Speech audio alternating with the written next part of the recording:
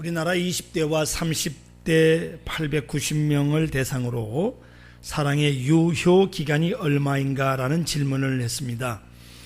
여자들은 사랑의 유효 기간이 1년에서 2년이라고 대답을 했는데 반면 남자들은 3년이라고 대답을 했습니다. 그러니까 여자보다 남자가 사랑의 유효 기간이 더 길다고 생각을 한 것이죠. 그런데 이별 후에 다른 사람을 만나기까지 기간은 얼마인가 라고 물었더니 정반대의 대답이 나옵니다. 남자들은 대부분 1년 안에 다른 여자를 만난다고 대답을 했고, 여자들은 1년이 넘어서야 다른 남자를 만났다고 대답을 합니다. 여자가 사랑의 유효 기간은 남자보다 짧지만 그 여운은 더 길게 남는다, 그런 뜻입니다. 그리고 사랑이 변했다고 느낄 때가 언제인가라는 질문에는 첫 번째가 다른 이성이 눈에 들어올 때이고, 두 번째는 전화가 뜸해질 때였습니다. 그리고 세 번째는 돈을 쓰는 것이 아깝다고 느껴질 때 사랑이 변했다고 느낀다는 겁니다. 여러분, 인간의 사랑에는 이토록 유효 기간이라는 것이 있습니다. 미국 코넬 대학 인간행동연구소의 연구에 따르면 남녀 간의 가슴을 뛰는 사랑, 짧으면 18개월, 길면 30개월 만에 사라진다는 거예요. 사랑이라는 감정을 느낄 때 대뇌에서 분비되는 도파민을 비롯한 각종 호르몬의 작용을 억제하는 항체가 생기기 때문에 18개월 내지 30개월 되면 그런 그 가슴 뛰는 사랑, 그거는 다 사라진다는 거죠. 그런데 여러분, 인간의 사랑이 이런 유효 기간이 있는데 반면 유효 기간이 없는 사랑이 있습니다. 그건 바로 하나님의 사랑입니다. 할렐루야. 아무리 세월이 흘러도 아무리 환경이 변해도 결코 변하지 않는 사랑. 예수님께서 말씀하신 비유 가운데 누가복음 15장에 보면 잃었던 아들을 되찾는 아버지의 비유가 있습니다. 쉽게 탕자의 비유라 표현되는 것인데요. 두 아들이 있었습니다. 하루는 작은 아들이 아버지에게 유산을 나눠달라고 떼를 씁니다. 재산을 가지고 먼 나라로 가서 마음껏 쓰며 즐겁게 지냈습니다. 결국 재산을 다 탕진하고 돼지치기가 돼서 돼지 먹이를 먹고 살게 됩니다. 하지만 그나마도 넉넉하지 않자 결국 아버지께로 돌아올 결심을 하고 돌아옵니다. 그리고 아버지를 만났을 때 아들은 이렇게 말합니다. 아버지, 내가 하늘과 아버지께 죄를 지었사오니 지금부터는 아버지의 아들이라 일컬음을 감당하지 못하겠나이다. 품꾼의 하나로 저를 사용해 주옵소서. 이 아들은 성경에 보면 아버지의 속을 썩일 수 있는 한계까지 다 속을 썩였던 아들입니다. 몇 가지로 정리할게요. 첫째는 유산을 미리 달라고 한 것, 아버지 속을 썩인 겁니다. 당시 풍습으로는 아버지가 죽기 전에는 절대로 유산을 달라고 할 수가 없어요. 만약 어떤 아들이 아버지가 죽지 않았는데 유산을 미리 달라고 하는 것은 그것은 아버지가 죽은 것으로 생각하겠다, 그런 뜻입니다. 아버지는 죽었으니까 유산 미리 달라는 거예요. 이 아들은 살아있는 멀쩡하게 살아계신 아버지를 죽은 사람으로 만든 아들이에요. 두 번째로 이 아들은 먼 나라로 갔다 그랬습니다. 당시는 전화도 없고 우체국도 없던 시절입니다. 한번 떠나면 소식이 없는 거예요. 생각해 보세요. 이 아들이 아버지 유산을 다 쓰기까지 시간이 얼마나 걸렸을까요? 상당히 오랜 시간이 걸렸을 겁니다. 적어도 몇 년은 걸렸겠지요. 또 돼지치기로 몇 년을 살았을 것입니다. 생각해 보면 아무리 짧아도 한 10여 년 동안은 아버지, 이 아들의 소식을 들을 수가 없었을 것입니다. 그 긴 세월 동안 그러나 아버지는 단 하루도 편안하게 잠을 잘 수가 없었습니다. 그러니 이 아들이 얼마나 아버지의 속을 썩였겠습니까? 세 번째는 아버지가 평생 동안 열심히 일해서 모은 돈을 유흥비로 탕진한 것입니다. 누가복음 15장 13절에 보면 허랑방탕이라는 단어를 쓰고 있습니다. 이 허랑방탕이라는 단어가 헬라어로 디아스코피조라는 단어인데 이 단어의 뜻은 흩뿌리다, 뭘 이렇게 흩어뿌리는 것을 말합니다. 아버지의 유산을 마치 먼지처럼 공중에다가 날려버렸다 그 말이에요. 아버지는 돈을 버느라고 먼지를 뒤집어 썼는데 아들은 그 돈을 먼지처럼 날려버린 거예요. 그렇게 써버렸어요. 네 번째로 이 아들은 돼지치기가 됐다는 겁니다. 얼마나 귀하게 키운 아들인데 아버지가 바라볼 때마다 마음이 흐뭇하게 만들었던 그런 아들이었는데, 그런데 그 아들이 돼지치기가 되어서 돼지가 먹는 주엽 열매를 먹고 있는 거예요. 그나마도 배불리 먹지 못하고 고픈 배를 옮겨진 채 돼지 우리에 누워있는 모습을 만약에 아버지가 보았다면 이건 기절초풍할 노릇입니다. 다섯 번째로 아들이 아버지에게 와서 한다는 소리가 지금부터는 아버지의 아들이라 일컬음을 감당하지 못하게 했나이다 라고 한 말이에요. 이것만큼 아버지의 마음을 아프게 하는 것은 없습니다. 아버지는 결코 아들을 잃어버린 적이 없어요. 생각조차도 지워버린 적이 없다고요. 아버지에게 있어서 아들은 자기 생명보다 소중한 존재였다고요. 그런데 이 아들은 아버지의 마음을 알지 못하고 이제부터 저를 아버지의 아들이 아니라 종으로 취급해 주십시오. 이 아들은 아버지의 마음을 아프게 하다못해 아버지의 마음을 후벼판 아들이, 아들로서 아버지의 속을 썩일 수 있는 모든 방법을 다 동원해서 아버지의 마음을 아프게 한 그런 아들이었습니다. 그러나 아버지는 문에 기대어 집 나간 아들을 하염없이 기다립니다. 그리고 아직 아들이 저 멀리 보이는데 아버지는 달려갑니다. 아들을 끌어안고 입을 맞춥니다. 새 옷을 입힙니다. 아들의 신분을 상징하는 가락지를 끼워주고 살진 송아지를 잡아 잔치를 베풉니다. 이 내 아들은 죽었다가 다시 살아났으며 내가 잃었다가 다시 얻었노라고. 이것이 하나님의 사랑입니다. 하나님의 사랑은 유효기간이 없습니다. 하나님의 사랑은 어떤 상황 속에서도 결코 보내지 않습니다. 하나님의 자녀들이 아무리 아버지의 속을 썩여도 하나님의 사랑은 언제나 변함없음을 여러분 믿으시기 바랍니다.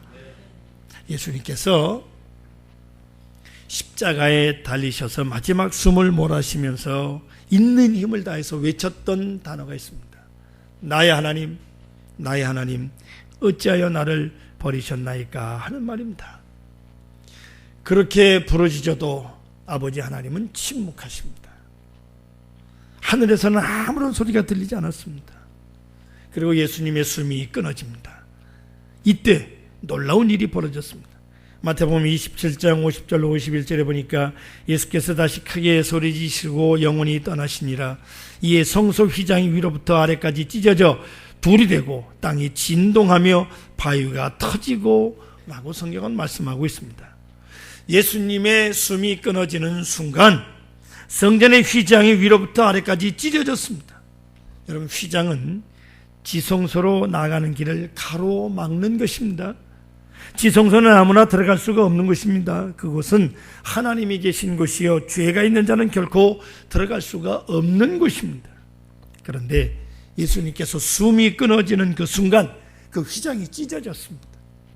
이제는 누구든지 예수님께서 내 죄를 사기 위해서 십자가에 달리신 것을 믿는 자, 고백하고 그 은혜를 가슴으로 체험하고 감격한 자, 모든 죄가 깨끗하게 씻김을 받는 겁니다. 그리고 하나님 앞에 나갈 수 있게 된 것입니다.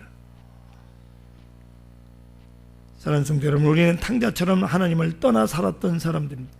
살아계신 하나님을 알지 못하고 마치 하나님이 계시지 않은 것처럼 살았을 때도 있었습니다. 하나님께서 우리에게 생명을 주셨지만 하나님을 떠나 하나님과 연락을 끊고 살았던 적도 있습니다. 하나님이 주신 건강과 재물을 허랑방탕하며 먼지처럼 하늘에 흩뿌리며 살았던 존재들입니다. 하나님의 형상대로 지음을 받았지만 더러운 세상에서 뒹굴며 세상의 것을 탐하며 살았던 자들입니다. 사실 우리는 하나님의 자녀가 될 자격이 없는 죄인이라는 생각에 낙심하며 살았던 사람들. 그래서 하나님께서는 우리에게 하나님의 아들을 보내신 겁니다. 십자가의 피로 우리의 죄를 씻기셨습니다. 할렐루야. 하나님 앞에 나갈 수 있도록 만들기 위해서 나의 하나님 어찌 나를 버리시나이까 절규하는 아들의 외침을 끝내 외면하셨던 하나님의 사랑이 있다 그 말입니다. 저와 여러분을 구원하기 위해서 하나님께서는 아들의 부르짖음을 외면하셨다 그 말이에요. 이렇게 우리를 사랑하시는 하나님께서 우리에게 오늘 신명기를 통해서 말씀하십니다. 너는 마음을 다하고 뜻을 다하고 힘을 다하여 내 하나님 여호와를 사랑하라. 아멘. 너는 마음을 다하고, 마음이라고 하는 것은 심장, 너는 심장을 다하고 뜻을 다하고, 뜻이란 영혼입니다. 너는 심장을 다하고 영혼을 다하고 힘을 다하여 내가 가진 모든 능력 너는 심장을 다하고 영혼을 다하고 내 능력을 다하여 내 하나님 여호와를 사랑하라, 이런 뜻입니다. 하나님께서 나를 사랑하신 것만큼 우리도 하나님을 그렇게 사랑하라고 오늘 요구하고 계시다 그 말이에요. 아들을 버릴 만큼 사랑한 존재이니 너희도 나를 그렇게 사랑하라. 어떻게 해요? 마음, 심장과 영혼과 내 모든 능력을 다해서 하나님을 사랑하라. 이제 하나님을 사랑하기 위해서 먼저 버려야 될 것이 있는데, 이것을 가지고 있는 하나님을 진정으로 사랑하기가 어렵습니다. 첫째는 무엇을 버려야 되느냐? 교만한 마음을 버려야 됩니다. 교만이란 무엇입니까? 교만이란 하나님 없이 내 힘으로 내 인생을 살아가겠다라는 생각이 바로 교만이. 하나님이 도와주시지 않아도 내 능력과 내 지혜와 내가 가진 것으로 얼마든지 살아갈 수 있다는 그 생각이 교만이에요. 잠언 6장 16절 17절 상반절 보세요. 여호와께서 미워하시는 것 곧 그의 마음에 싫어하는 것이 67가지가 있는데 그 중에 가장 첫 번째가 뭐냐? 교만한 논이라 그랬어요.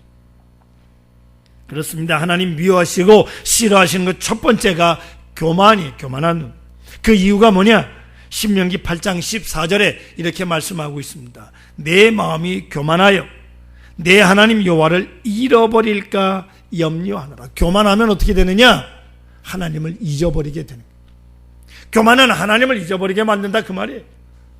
이스라엘 백성들이요, 광야 생활을 할 때는 하나님을 잊어버릴 수가 없어요. 결코 잊을 수가 없습니다. 왜냐하면 하나님을 향해 불평을 하고 원망을 해도 하나님을 잊어버릴 수 없고 교만할 수가 없는 이유가 매일 아침마다 하나님 만나를 내려주시잖아요.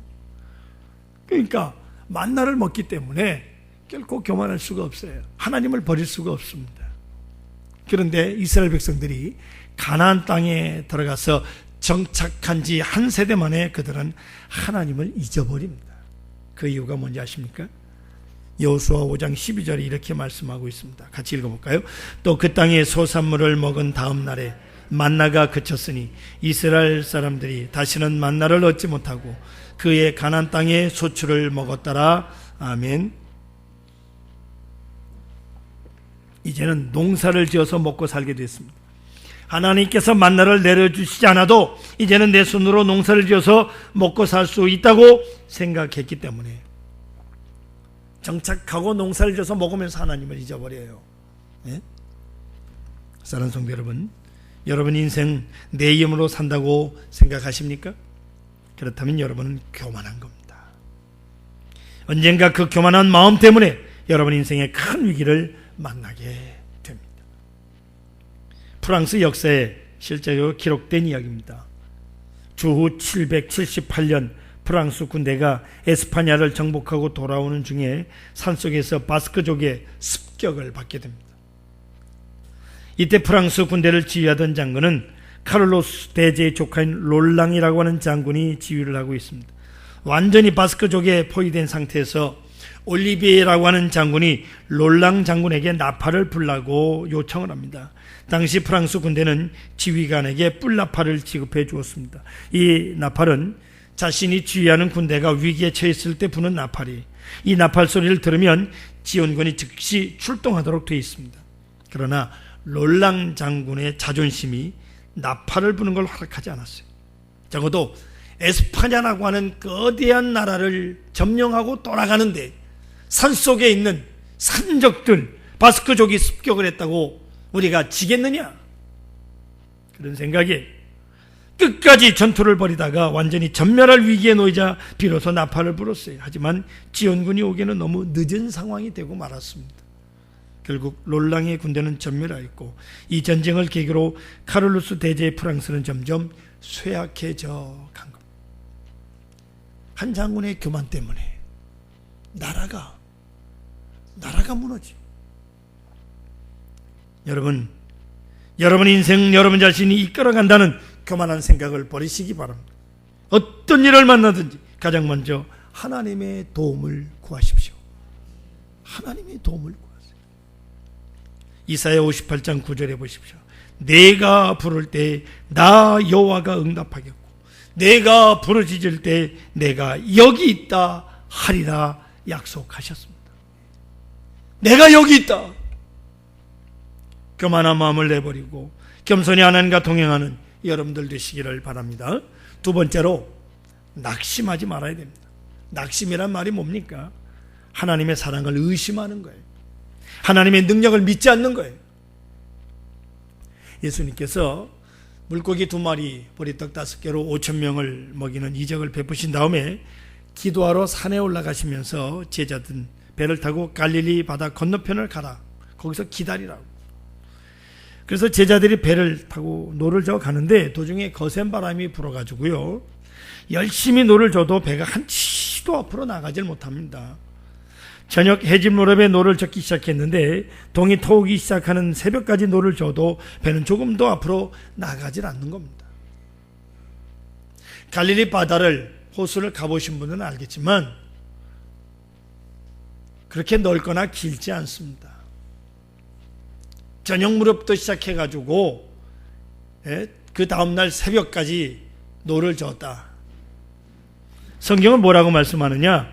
저물 때 배는 바닷 가운데 있고 예수님께서는 홀로 무태에 계시다가 바람이 거스름으로 제자들이 힘겹게 노 젓는 것을 보시고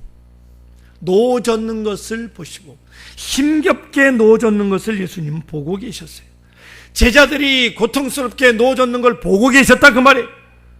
그런데 예수님께서 제자들에게 다가오신 시간, 그 시간이 문제입니다. 성경에 보니까 밤 4경쯤에 바다 위로 걸어서 그들에게 오셨다라고 말씀하고 있습니다. 밤 4경이라고 하는 것은 새벽 3시부터 6시 사이를 가리킵니다. 여러분, 예수님께서는 제자들이 힘겹게 노 젓는 것을 보고 계시면서도 동틀 무렵에서야 제자들에게 다가오셨다 그 말이에요. 고생하도록 내버려 두신 거예요. 그러나 중요한 것은 예수님 보고 계셨다. 할렐루야. 보고 계셨어요. 우리도 이럴 때가 있습니다. 어두운 밤 깊은 바다 한복판에 떠 있는 배처럼 아무리 애를 써서 노를 저어도 한 발자국도 앞으로 나가지 않을 때가 있습니다. 분명히 하나님을 믿습니다. 하나님께서 나를 사랑하시는 것을 믿습니다. 그런데 왜 하나님께서는 그냥 보고만 계시는 것입니까? 하나님이 정말 나를 사랑하신다면 왜 하나님께서는 이렇게 나를 그냥 내버려 두시는 것입니까? 하는 의심이 들 때가 분명 있습니다. 베단이라는 마을에 3남매가 정답게 살고 있는 가정이 있었습니다. 마르다, 마리아, 그리고 나사로 3남매.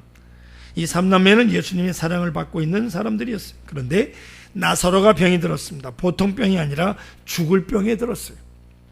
그래서 마르다와 마리아는 예수님께 사람을 보냅니다.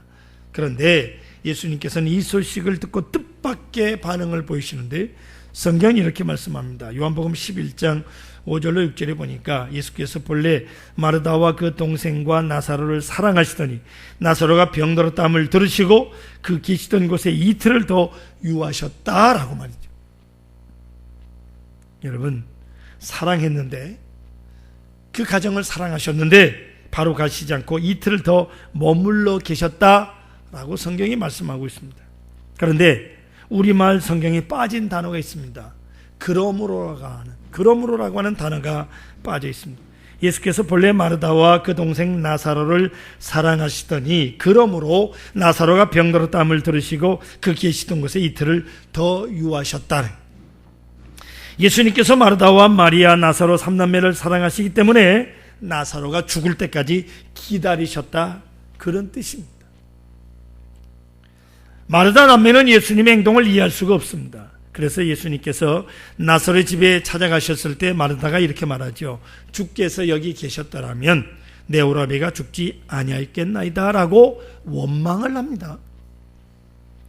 이 말은 왜 이제야 오셨습니까? 라는 뜻이에요. 예수님 정말 우리를 사랑하시는 것입니까?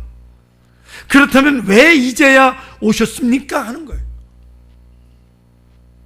그런데 여러분, 예수님께서는 나사로를 병석에서 일으키는 것이 아니라 무덤에서 일으키셨습니다. 할렐루야. 그냥 아픈 것 낫게 해서 일으킨 것이 아니라 죽은 지 사흘이 되어서 썩는 냄새가 나는 상태에서 일으켜 주신 거예요. 그래서 예수님께서는 뭐라고 말씀하느냐? 내가 믿으면 하나님의 영광을 보리라고 말씀하신 겁니다. 사랑하는 성도 여러분, 여러분이 하나님의 사랑을 의심하지 아니하고 굳게 믿으면 하나님의 영광을 보게 될 것입니다. 분명히 하나님의 영광을 보게 될 겁니다. 병성에서 일어나는 은혜가 아니라 죽었다가 다시 살아나는 놀라운 은혜를 맛보게 될 것입니다. 그래서 여러분들은 하나님은 나를 잊으셨는가 하는 생각이 들 때도 하나님의 사랑을 의심해서는 안 됩니다. 어떤 경우에도 하나님의 사랑을 의심하지 말고 낙심하지 말고 하나님을 의지하시기 바랍니다. 세 번째로, 하나님을 이용하지 말아야 됩니다. 솔로몬 왕 이후에 이스라엘 나라는 남북으로 갈라집니다. 북쪽 이스라엘은 여로보암이 왕이 되고 남쪽 유다 왕국은 솔로몬의 아들 르호보암이 왕이 됩니다. 그런데 북이스라엘 왕 여로보암에게 고민이 있어요. 그것은 하나님의 성전이 남왕국 유다 수도인 예루살렘에 있다는 겁니다. 그래서 비록 나라가 둘로 갈라져 있지만 명절 때가 되면 북쪽 이스라엘 백성들이 줄을 지어서 남유다 왕국 성전을 향해 올라간다는 거예요. 몰려간다는 거예요. 그래서 여로보암은 한 가지 꾀를 생각해냈습니다.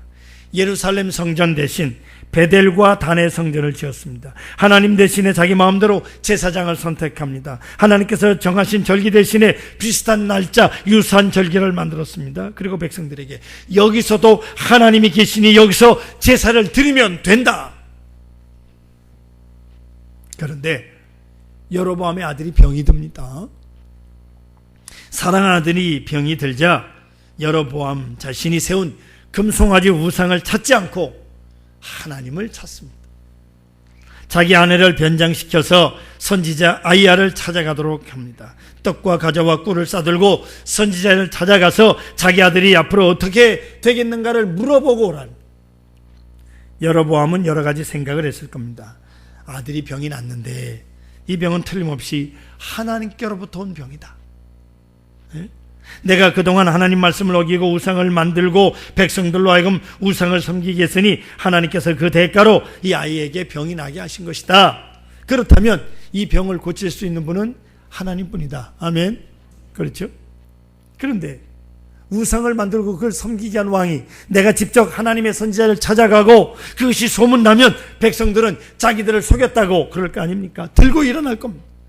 그러니까 아내를 보내자. 머리를 쓰는 겁니다. 그리고 선지자가 내 아내를 알아보면 틀림없이 야단을 칠 것이니까 변장을 해서 모르게 한 다음에 선물을 들고 와서 안겨주면서 내 아들이 어떻게 되겠습니까? 물으면 원하는 답을 얻을 수 있을 것이다. 아마 이런 생각을 했을 겁니다. 그런데 이 모든 계략이 한순간에 벗겨지고 맙니다.